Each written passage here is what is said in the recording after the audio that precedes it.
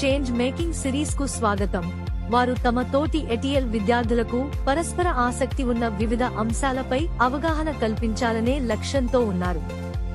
ఈ మిషన్ లో భాగంగా టింకర్ చాంప్స్ టింకరింగ్, సమస్య పరిష్కారం, ఆవిష్కరణ, వ్యవస్థాపకత, చేంజ్ మేకింగ్ మరియు ఇతర అంశాలపై అనేక సూక్ష్మాభ్యాస మాడ్యూళ్లను తీసుకువస్తోంది. ఈ 10 మెనస్ భాగాల వీడియో సిరీస్ లో టింకర్ చాంప్స్ మార్పు యొక్క ఆవశ్యకతలను మరియు మీరు కూడా మార్పు చేసే వ్యక్తిగా ఎలా ఉండవచ్చో అర్థం చేసుకోవడానికి మీకు సహాయం చేస్తుంది. ప్రతి వీడియో సుమారు 5 నుండి 10 నిమిషాల నిడివి కలిగి ఉంటుంది మరియు మీరు ప్రయత్నించడానికి మార్పు చేసే కార్యాచరణను కలిగి ఉంటుంది.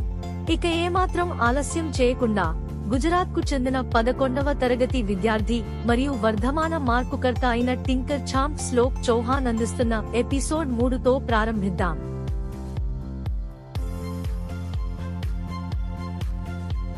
అందరికీ నమస్కారం. మన చుట్టూ ఉన్న ప్రపంచంలో ఏదైనా మార్పు తీసుకురావాలని మీలో చాలా మందికి ఏదో ఒక ఆలోచన ఉండుంటుంది కదా. మరి ఆ ఆలోచనను నిజంగా ప్రభావం చూపించే ఒక ప్రాజెక్ట్గా ఎలా మార్చాలో ఈరోజు మనం వివరంగా తెలుసుకుందాం. చూడండి, ఈ మాట ఎంత అద్భుతంగా ఉందో. మార్పు అనేది ఎక్కడ్నుంచో రాదు. మనలో ఒకరు ఒక సమస్యను చూసి అరే ఇది మారాలి అని బలంగా అనుకున్నప్పుడు అక్కడే అసలైన మార్పు మొదలవుతుంది. అయితే ఇంతకీ ఈ చేంజ్ మేకింగ్ ప్రాజెక్ట్ అంటే ఏంటి? ఏదో ఒకటి చేసేయడం కాదు. ఇది ఒక పద్ధతి ప్రకారం చేసే ప్రయాణమన్నమాట. ఒక సమస్యను పట్టుకోవడం, దానికి ఒక సొల్యూషన్ కనిపెట్టడం, ఆ తర్వాత మనం తెచ్చిన మార్పును కొలవగలగడం, ఇదంతా కలిపి ఒక స్ట్రక్చర్డ్ జర్నీ. సరే, ఈ ప్రయాణంలో మన రోడ్ మ్యాప్ ఇదే. ఒక్కో స్టెప్ని వివరంగా చూస్తూ ముందుకు వెళ్దాం.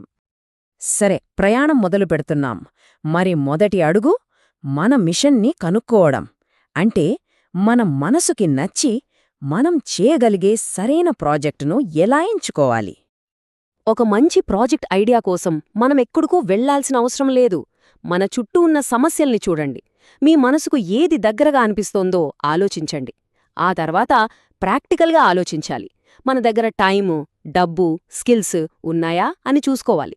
మనం చేసే పని మన సమాజానికి ఉపయోగపడాలి. ఇంకాస్త కొత్తగా ఆలోచిస్తే ఆ ప్రాజెక్ట్కే ఒక కొత్త యాంగిల్ వస్తోంది. ఉదాహరణకు ఒక విషయం చూద్దాం. మన సిటీలో ప్లాస్టిక్ సమస్య చాలా ఎక్కువగా ఉందనుకోండి. సింపుల్గా ప్లాస్టిక్ వాడకండి అని చెప్పడం ఒకెత్తైతే, దానికి బదులుగా మళ్లీ మళ్లీ వాడగలిగే బ్యాగుల వాడకాన్ని ప్రోత్సహిస్తూ ఒక క్యాంపెయిన్ చేయడం మరో ఎత్తు. ఇది నిజంగా ప్రభావం చూపిస్తుంది, అందరూ చేయగలిగేది కూడా. ఐడియా అయితే వచ్చేసింది. ఇప్పుడు దాన్ని నిజం చెయ్యాలి కదా. దానికోసం ఒక పక్కా ప్లాన్ కావాలి. అదే ఈ 10 అడుగుల రోడ్ మ్యాప్. చూద్దాం పదండి. ఏ పెద్ద పనికైనా ఫౌండేషన్ చాలా స్ట్రాంగ్గా ఉండాలి కదా. మన ప్రాజెక్ట్కి కూడా అంతే. ఈ మొదటి 5 స్టెప్స్ ఆ ఫౌండేషన్నే నిర్మిస్తాయి. ముందుగా అసలు సమస్య ఏంటో స్పష్టంగా అర్థం చేసుకోవాలి. దానిపై బాగా రీసెర్చ్ చేయాలి. ఆ తర్వాత రకరకాల పరిష్కారాల గురించి ఆలోచించాలి. వాటిల్లోంచి బెస్ట్ సొల్యూషన్ని ఎంచుకుని ఒక ప్లాన్ గీసుకోవాలి. ఫైనల్గా మనతో కలిసి ప్రయాణించే ఒక మంచి టీంని ఏర్పాటు చేసుకోవాలి. ఒక్కసారి ఫౌండేషన్ బలంగా పడ్డాక ఇక యాక్షన్లోకి దిగడమే. ప్రాజెక్ట్కి కావాల్సిన డబ్బు, వస్తువులు వంటివి సమకూర్చుకోవాలి. ప్లాన్ ప్రకారం పని మొదలుపెట్టాలి. పని ఎలా జరుగుతోందో మధ్య మధ్యలో చూసుకుంటూ ఉండాలి. మనమనుకున్న మార్పొస్తోందా లేదా అని కొలవాలి. చివరిగా మనం సాధించిన విజయాన్ని అందరితో పంచుకుని సెలబ్రేట్ చేసుకోవాలి. సరే, ప్రయాణానికి రోడ్ మ్యాప్ ఉంది, కానీ దారిలో మనకు కొన్ని టూల్స్ కూడా అవసరమవుతాయి. చేంజ్ మేకర్ టూల్ కిట్లో ఏముండాలో చూద్దాం. ఇది చాలా పవర్ఫుల్ టూల్ అండి. Problem tree analysis. ఒక చెట్టును ఊహించుకోండి. మనకు పైకి కనిపించే కొమ్మలు సమస్య వల్ల వచ్చే ప్రభావాలు. చెట్టు కాండం అదే అసలు సమస్య. మరి వేర్లు అవే ఆ సమస్యకు మూల కారణాలు. చాలాసార్లు మనం కొమ్మలనే చూస్తాం, కానీ ఈ టూల్ మనల్ని వేర్లదాకా తీసుకెళ్తుంది. అప్పుడే కదా అసలు పరిష్కారం దొరికేది. ఇక ఇది చూడండి, యాక్షన్ ప్లాన్. టీంతో పనిచేసేటప్పుడు కన్ఫ్యూజన్ అస్సలుండకూడదు. ఎవరు ఏ పని చేయాలి, ఎప్పట్లోగా చేయాలి, ఎలా చేయాలి అని అన్నీ క్లియర్గా ఈ టెంప్లెట్లో రాసుకుంటే అందరికీ ఒక క్లారిటీ ఉంటుంది. పని స్మూత్గా జరిగిపోతుంది. మనం సరైన దారిలోనే వెళుతున్నామా లేదా అని ఎప్పటికప్పుడు చెక్ చేసుకోవడానికి ఈ చెక్ లిస్ట్ చాలా హెల్ప్ చేస్తుంది. మన పని వల్ల నిజంగా ప్రజలకు మేలు జరిగిందా? ఈ మార్పు రేపు కూడా నిలుస్తుందా? మన కమ్యూనిటీని ఇందులో భాగం చేశామా? మన వల్ల ఇతరులు కూడా స్ఫూర్తి పొందారా? ఈ ప్రశ్నలు మనల్ని సరైన దిశలో నడిపిస్తాయి. ఇప్పుడు చాలా ముఖ్యమైన విషయానికొచ్చాం. కేవలం పనులు చేయడం కాదు ముఖ్యం. మనం చేసే పనుల వల్ల సమాజంలో నిజమైన, శాశ్వతమైన మార్పును ఎలా తీసుకురావాలి, దాన్ని ఎలా కొలవాలి? నిజంగా మార్పు తీసుకురావాలంటే కొన్ని సూత్రాలున్నాయి. చిన్నగా మొదలుపెట్టండి, కానీ ఆలోచన పెద్దగా ఉండాలి. పేరెంట్స్, టీచర్స్, లీడర్స్ ఇలా అందర్నీ కలుపుకుని ముందుకు వెళ్ళాలి. ఏదో ఒకసారి చేసి వదిలేయకుండా నిలకడగా ప్రయత్నించాలి. మనం చేసే పని వెనుకున్న కథను బలంగా చెప్పాలి. అన్నింటికన్నా ముఖ్యంగా ఈ మార్పును ఇతరులు కూడా తమదిగా భావించేలా వాళ్లని శక్తివంతుల్ని చేయాలి. మనం తెచ్చిన మార్పుని కొలవడానికి 2 మార్గాలుంటాయి. ఒకటి నంబర్స్, అంటే క్వాంటిటేటివ్, ఎంతమందికి చేరాం, ఎన్ని వస్తువులు సేకరించాం, ఇలాంటి లెక్కలు.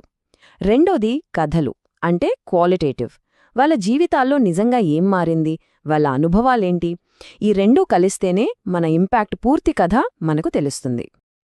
ఉదాహరణకు 50 మందికి శిక్షణ ఇచ్చామో అని చెప్పడం ఒక క్వాంటిటేటివ్ డేటా. ఇది మనం ఎంత పనిచేశామో స్పష్టంగా కొలవగలిగేలా చూపిస్తుంది. మన ప్రోగ్రెస్ని ట్రాక్ చేయడానికి ఇలాంటి నెంబర్స్ చాలా అవసరం. ప్రాజెక్ట్ పూర్తయినంత మాత్రాన మన ప్రయాణం ఆగిపోదు. ఎందుకంటే మార్పనేది ఒక నిరంతర ప్రక్రియ. ఎప్పుడూ నేర్చుకుంటూ, మెరుగుపరుచుకుంటూనే ఉండాలి. మరి నిరంతరం ఎలా ఎదగాలి? సింపుల్, ఎప్పుడూ ఫీడ్బ్యాక్ అడుగుతూ ఉండాలి. మనలాంటి ఇతర గ్రూపులతో కలిసి పనిచేయాలి. మన ప్రయాణంలో నేర్చుకున్న పాఠాలని రాసి పెట్టుకోవాలి. అపజయాలు వస్తే భయపడొద్దు, వాటిని పాఠాలుగా స్వీకరించాలి. మధ్య మధ్యలో చిన్న చిన్న విజయాల్ని సెలబ్రేట్ చేసుకుంటూ మోటివేషన్ని కాపాడుకోవాలి. సరే, ఇప్పటిదాకా చాలా విషయాలు మాట్లాడుకున్నాం కదా. ఇప్పుడు థియరీని పక్కన పెట్టి ప్రాక్టికల్గా ఒక చిన్న యాక్టివిటీ చేద్దాం. అదే ప్రాబ్లమ్ ట్రీ మ్యాపింగ్ ఎక్సర్సైజ్. ఇప్పుడు మీ వంతు. మీ స్కూల్లో గాని, మీ ఏరియాలో గాని ఏదైనా ఒక సమస్యను ఎంచుకోండి. ఒక పేపర్పై చెట్టు గీసి కాండం దగ్గర ఆ సమస్యను రాయండి. ఆ సమస్యకు కారణాలేంటో ఆలోచించి వాటిని వేర్లుగా గీయండి. దానివల్ల కలిగే చెడు ప్రభావాలను కొమ్మలుగా గీయండి. ఇది పూర్తయ్యాక మీ స్నేహితులతో పంచుకోండి.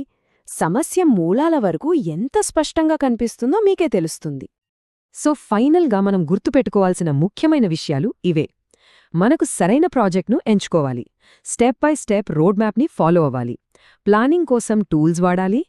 కేవలం పని చేయడం కాదు, నిజమైన మార్పుపై దృష్టి పెట్టాలి. అన్నింటికంటే ముఖ్యంగా ఆసక్తిని, పట్టుదలని ఎప్పుడూ వదులుకోకూడదు. మరి ఇప్పుడు ఆఖరి ప్రశ్న మీకే.